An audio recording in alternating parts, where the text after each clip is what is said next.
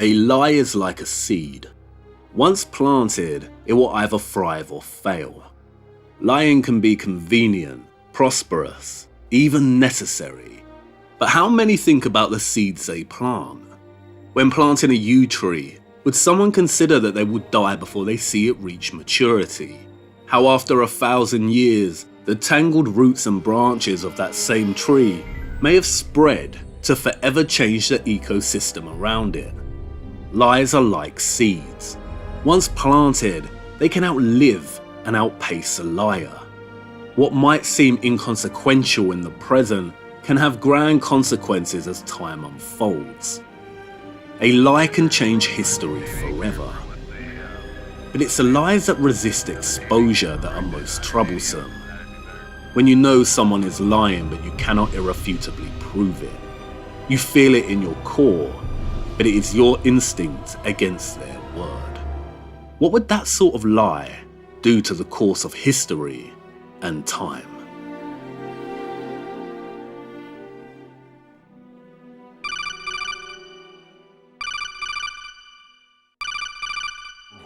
Human memories, ideas, culture, history. We've always kept records of our lives through words, pictures, symbols, from tablets to books. But not all the information was inherited by later generations. A small percentage of the whole was selected and processed, then passed on. Not unlike genes, really. That's what history is, Jack.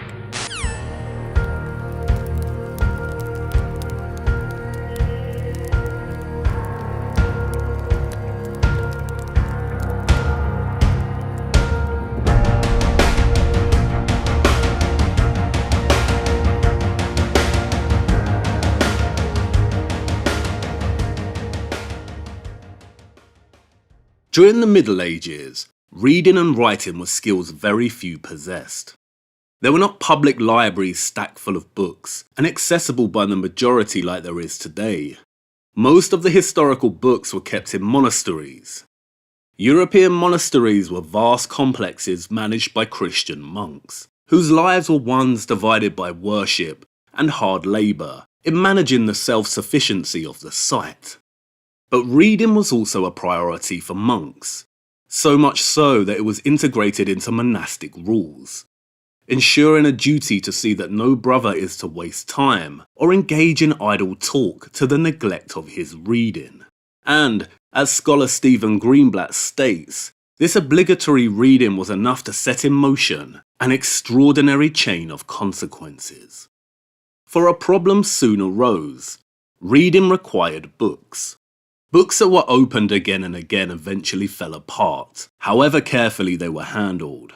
In the absence of a commercial book market, monastic rules began to insist that monks not only learn to make parchment, but also transcribe and copy texts by hand. As one Benedictine monastic rule reads, "He who does not turn up the earth with the plough ought to write the parchment with his fingers." This was the beginning of the scriptoria, or scriptoriums. More and more monasteries aimed to hold a vast collection of books in their libraries. Fashioned with clear glass windows for optimal light, scriptoriums were workshops where monks sat for hours copying text. Producing parchment was laborious. Since paper did not come into general use until the 14th century, for more than 1,000 years the chief writing material used for books was made from the skins of animals. Good parchment was far too valuable and scarce to be discarded. And this value placed upon parchment helps to account for the fact that monasteries collected ancient pagan manuscripts and did not consign them to the rubbish.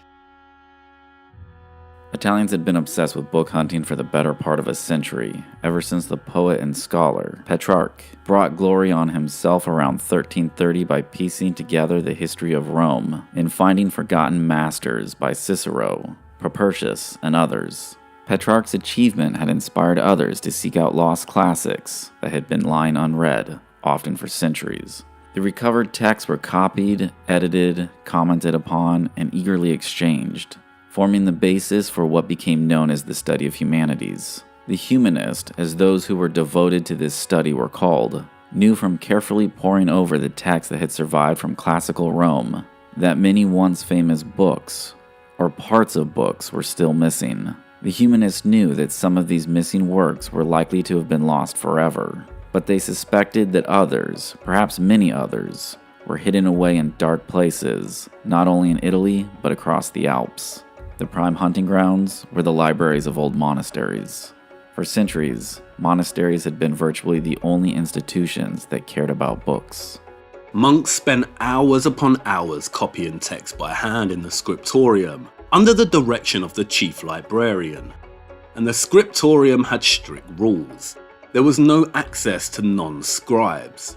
Silence was kept at all times. Scribes were not given a choice in the books they copied. They did not work at night, as candlelight was not permitted near the books. Standard copiers would use pens, ink and penknives. Some worked with finer tools, rulers, awls, fine metal pointed pens, reading frames, page weights. Some manuscripts were illuminated, in which monks would spend countless hours crafting with specialized tools. The work was hard and long, and on some manuscripts you can still see notations from the monks in the margins. Thank God it will be dark soon. Now I've written the whole thing. For Christ's sake, give me a drink. Monks were strictly forbidden to change what they thought were mistakes in the text they were copying. They could correct only their own slips of the pen by carefully scraping off the ink with a razor and repairing the spot with a mixture of milk, cheese, and lime, the medieval version of our own production for whiting out mistakes. There was no crumpling up the page and starting fresh. Monastic scribes had been forced to copy everything exactly as it appeared before their eyes, even those things that made no sense. There were a certain number of abbots and of monastic librarians who treasured not only the parchment, but also the pagan works written on them. Steeped in classical literature, some believed that they could rifle its treasures without contamination. But over generations, as a substantial Christian literature was created, it became less easy to make such an argument. Between the 6th century and in the middle of the 8th century, Greek and Latin classics virtually ceased to be copied at all. What had begun as an active campaign to forget, a pious attack on pagan ideas, had evolved into actual forgetting. The classics had been reduced to the condition of mute things, sheets of parchment, stitched together, covered with unread words. It was only because of the high value placed upon parchment that the writings of the ancients were kept alive at all. And, as the humanist book hunter knew, even strong material was no guarantee of survival. Working with knives, brushes and rags, monks often carefully washed away the old writings and wrote in their place the text that they were instructed by their superiors to copy. If the original ink proved tenacious, it could still be possible to make out the traces of the texts that were written over. A unique 4th century copy of Cicero's On the Republic remained visible beneath a 7th century copy of St. Augustine.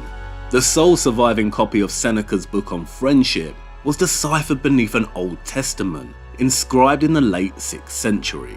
These strange, layered manuscripts, called palimpsests, have served as a source of several major works from the ancient past that would not otherwise be known.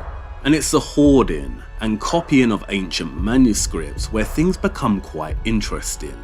It all centers around a crew of literary men, the book hunters, and a specific man named Poggio Bracciolini. All writings which are commonly thought to be old are in fact, with certain exceptions, supposititious, and the fabrication of an unprincipled crew of literary men. They were bound to forge almost countless literary monuments. A vast number of volumes was prepared, because the wicked forgers knew that the more there were, the more difficult it would be to unravel the fraud. They were forged in the 14th century, but they could scarce be read until they were printed, and this was mostly done in the 16th century. During the close of the 14th century, throughout the 15th, and at the commencement of the 16th, books were constantly being recovered under distressingly suspicious circumstances. Exactly the Roman author that was wanted turned up. and always for a certainty that Roman author for whom the highest price had been offered. For the discovery of manuscripts of the ancient classics, which when long looked for and not found, were usually from too tempting reward, which was a fortune forged by some unscrupulous writer of Latin. A little band of men lived in Rome. All were famous for their abilities. Poggio Bracciolini possessed the plastic power that makes the forger, writing in a great variety of styles and manners. The Scaligerian chronology of Rome is constructed upon a most flimsy foundation indeed. The historical scenario of monks preserving texts in guarded libraries, and the process of handwritten transcription and copying on parchment is enough to make one suspicious. At minimum, information could and would have been lost in translation and transcription. A larger problem is the ideology of religion. Would a religious order really preserve the history of the pagan ancient world with fidelity and non-bias? The scriptoriums throw into sharp focus the unreliability that characterizes Europe's pre-Renaissance handwritten history. But the words of Jean Ardois, John Wilson Ross, and Anatoly Fomenko take this unreliability into the realm of conspiracy, as they introduce the concept of mass forgery. Scholars have written extensively on the matter of literary forgery, some of the more famous examples being the infamous letter of Prester John and the donation of Constantine. And not only were these forgeries accepted by contemporary society as legitimate, but they also went on to change the course of history. For a lie is like a seed.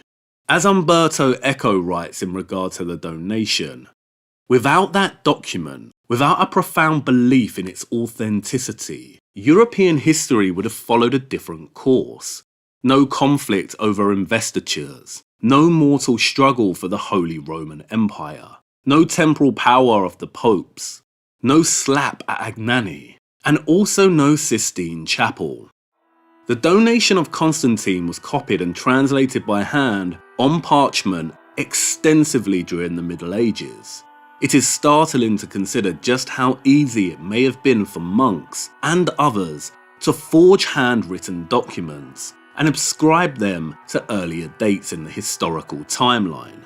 That the monastic scriptoriums may have, perhaps, functioned as forges for producing mass forgeries.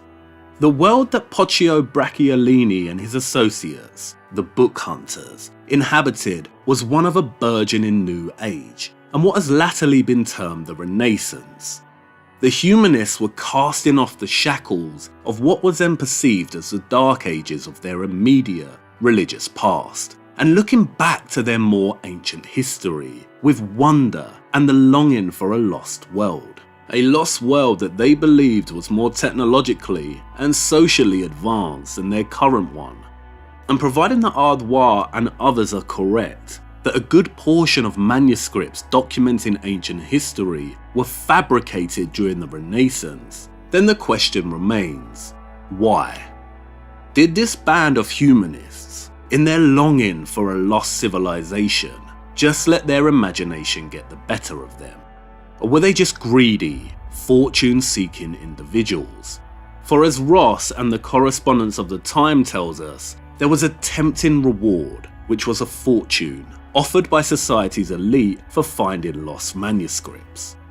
But while fantasy and greed, and not to mention fame, would have certainly driven the book hunters, when we look closer at the life of Poggio Bracciolini, something bigger and more concerning surfaces. Poggio wasn't just a learned man with a thirst for lost history. Throughout his life, he moved alongside the upper echelons of society. He had served 7 popes through his apostolic secretary role. And not only that, but he was also excellent friends with and receiving patronage from the Medici family, one of the most powerful banking families in history. And when looking at all the humanists, from Petrarch and Boccaccio to Poggio himself, they were all entwined with ultra-elite nobles. like the Orsinis or Medicis. These are the same Medicis that produced 4 popes, countless dukes, and whose bloodline ended up running through various royal families in Spain, France, and Britain.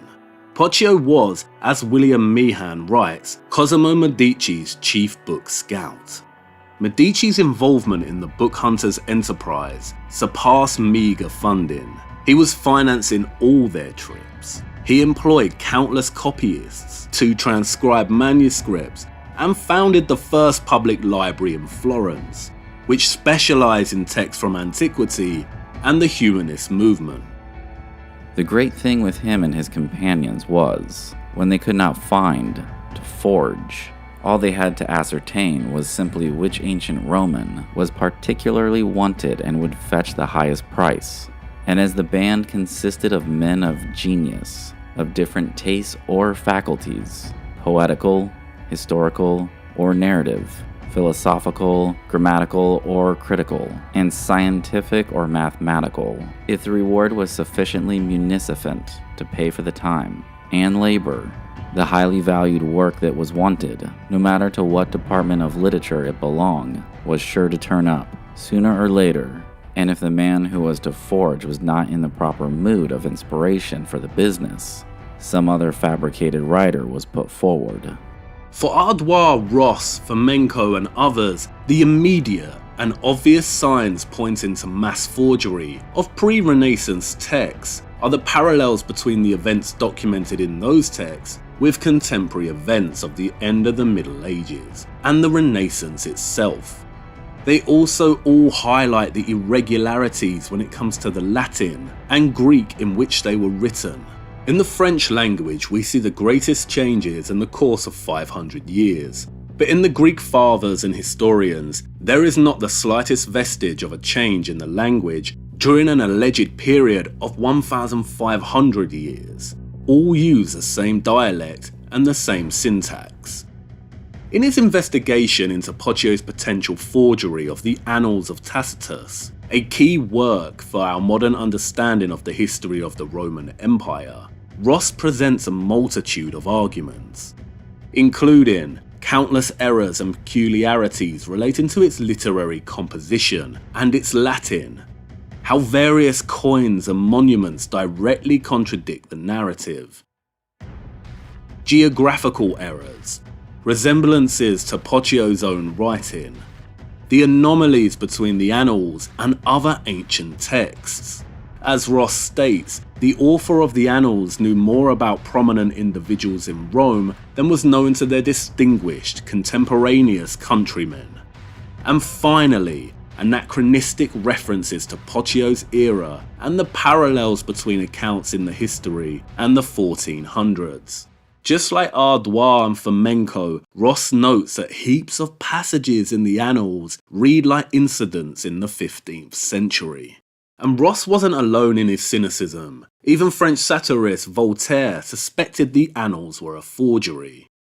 For Ross, however, Ardois is extreme in his designation of almost all texts predating the Renaissance as forgeries.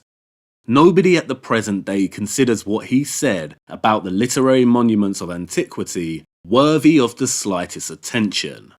And this is because Ardois was arguing that all of antiquity was forged and fabricated to discredit the truth of the Catholic Church. Ross's criticism of Ardois would no doubt have extended to Fomenko too, in his nationalistic attempt to discredit all pre-Renaissance texts and claim a huge cover-up of a vast unified Russian empire. For Ross, the deception is trickier and more nuanced. He acknowledges that it is likely that many Greek texts from antiquity are real, and it was from those that the Latin ones, the history of the Romans, was invented. He agrees with Ardois when he states one is almost inclined to give Father Ardois credit for being quite right when he expressed as his belief that perhaps not more than 2 or 3 of the ancient Latin classics were really written by the old Romans. And this is the genius of the forgery operation and how it was successful in the first place, because the truth, and the lies, the real and the forged, are mixed in with each other so much that it is very difficult to evidence. The forgery is anything but plain and palpable. Nay, it is wonderfully obscure and monstrously difficult. And providing they are correct, how was a vast conspiracy of forgery like this even possible in the first place, or pulled off convincingly? Ardois outlines a potential process clearly. Firstly, before the printing press became widespread and the norm, the general public did not have easy access to these manuscripts. Although they were forged in the 14th century, they could scarce be read until they were printed, and this was mostly done in the 16th century. Secondly, it was necessary that the book should be written on parchment, so that they might keep up the lie of great antiquity and be longer preserved. Handwritten parchment not only allowed forgers to make manuscripts appear older than they were, but also allowed various copies, whether prepared in monasteries or by Cosimo Medici's copyists, to be produced, predated, and then subsequently hidden in various locations. But that means there would have been a diverse amount of players involved. Wouldn't someone speak out? Especially in monastic circles where religious piety was prioritized. Describing Renaissance Italy after his first visit to Rome, Luther said, "Everything is permitted there except to be an honest man." And Poggio himself captures this society of hypocrisy well when describing his visit to the Baths of Baden in 1416.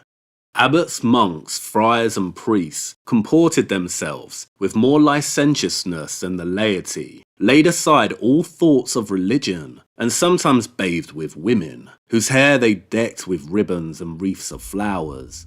Given this account, it would not be absurd to assume that many abbots and monks would commit acts of impiety, accept bribery money, or were even compromised by others. Thirdly, and most importantly, the genius of the lie relies on the forgers creating a web of intertextuality. Intertextuality is when one text references another text. The pestiferous gang joined forces in the writing of history, hence they very often copy one another, and they overwhelmed readers with the number of books, and so made it harder to believe that the suspicion of fraud and falsehood was well founded. A key example of intertextuality is the alleged work of Quintilian, whose texts reference many other writers, such as Marcus Pacuvius and Cornelius Severus in passing. Another example is the Annals of Tacitus. Modern scholars dismiss Ross's claims that Poggio forged the Annals because Book 15 of the Annals is referenced in Giovanni Boccaccio's commentary on Dante, which was written before Poggio was born. And it's true, both Boccaccio's text and the Annals align. But, according to Ross, Ardois and others, this intertextuality is the genius of the lie. Although writing before Poggio was born, Boccaccio belonged to the first generation of book hunters in Italy. And if we entertain the idea that they were running a wholesale forgery operation, then it would be in the forger's interest to leave references to other, yet to be discovered texts as to ensure the longevity of the fraudulent business, creating opportunities for fellow and future book hunters to generate more forgeries.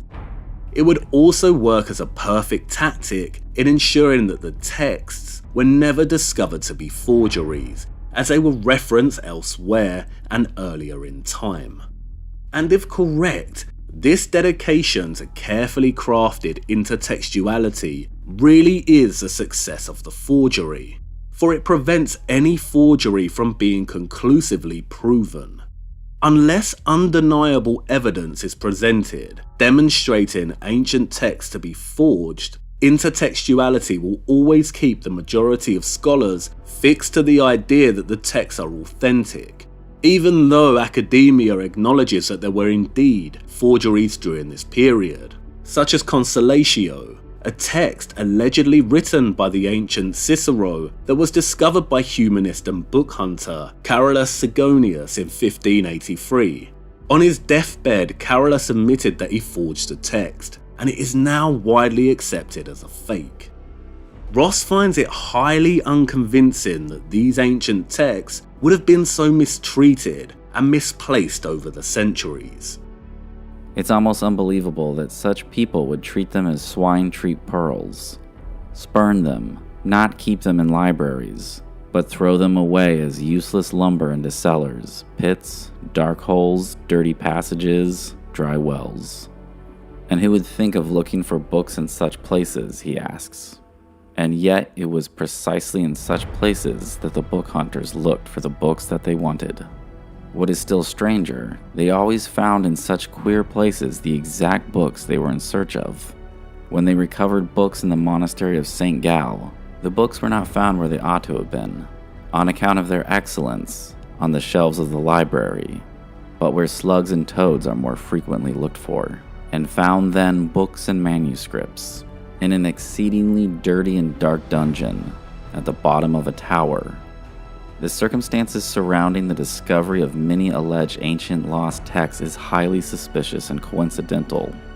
More often than not, they were found in darkness, in a blind dungeon, in a dirty dungeon, in dismal dungeons.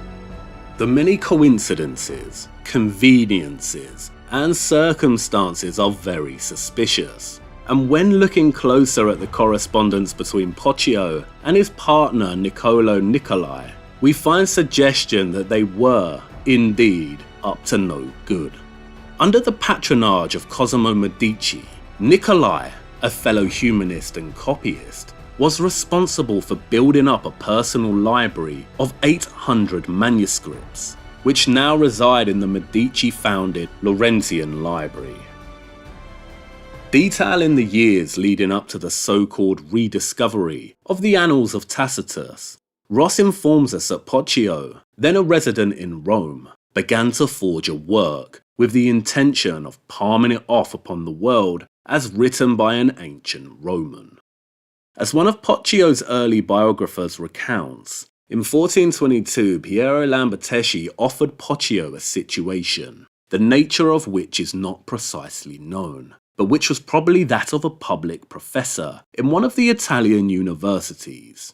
The situation, the nature of which was unknown, and which would earn Poggio in 3 years 500 gold sequins, was, according to Ross, to forge a lost text, most likely the Annals. As he explains, Nicolai was at the bottom of this, advising his friend to undertake the task and frequently corresponding by letter discussing the matter. And while this early biographer speculates that the offer was to take up a position as a public professor in a university, Poggio's letters to Nicolai suggest the offer was of a different nature. Poggio writes, "I like the occupation to which he has invited me, and I hope I shall be able to produce something worth reading." But as Ross points out, professors in those days did not collect their lectures and publish them. They could not then produce something worth reading. Poggio also writes that if I were to see that I should get that which our friend Piero expects, I would go not only to the end of Europe, but as far as to the wilds of Tartary. Again reinforcing that the task was to produce something that would reward him with a small fortune, to retire and travel far and wide. In another letter to Nicolai, dated 10th of June 1422, Poggio writes, "I want you to have no distrust. Give me the leisure and the time for writing that history, and I will do something you approve. When I reflect on the merits of the ancient writers of history, I recoil with fear from the undertaking." And on the 8th of October 1423, Poggio writes, "Beginnings of any kind being arduous and difficult, what the ancients did pleasantly, quickly, and easily was to him troublesome, tedious, and burdensome." No mention of writing that history occurs again in correspondence between Poggio and Nicolai. But a few years later, there is a suggestion that rumours had got abroad regarding what was transpiring between the two. And Poggio writes to Nikolai, reassuring him that when Tacitus came, he would keep it a secrecy, that he knew all the tittle-tattle that was going on, but have no fear, for that not a syllable should escape him. If Poggio was just about to receive the lost histories written by Tacitus, why, Ross asks, would you want to keep it secret? Wouldn't it be better to make noise of it abroad immediately and as publicly as could be, so that it might be known to a wide circle of book collectors and as large a sum got for it as could be obtained? And what exactly was that history which Poggio was trying to write and feeling pressured to match the style of the ancient writers? All of this suggests that not only were Poggio and Nikolai involved in secretive business pertaining to writing, but that they were extremely careful as to not specifically reference the particulars of their business in correspondence.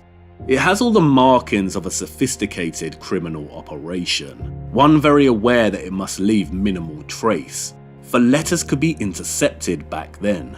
Any hint at forgery would ruin their scheme and reputation. But more importantly, this kind of caution when it comes to private letters suggests that perhaps they were working with a greater foresight in mind, perhaps anticipating how their letters may be interpreted by future historians. Poggio and the book hunters would have no doubt been motivated by money. But why were the Medicis, one of the richest banking families in Italy, financing this whole operation?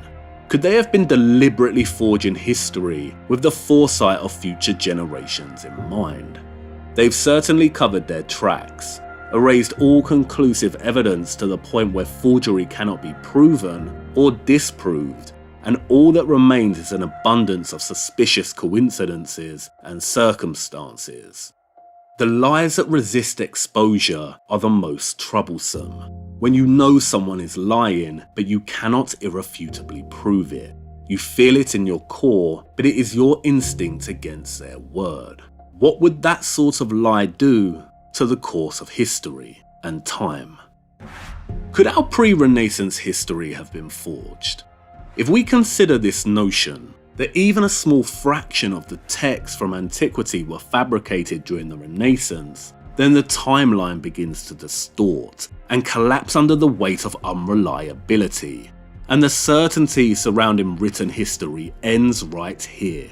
And to seriously consider this means to play a dangerous game, because it creates a boundless historical absence.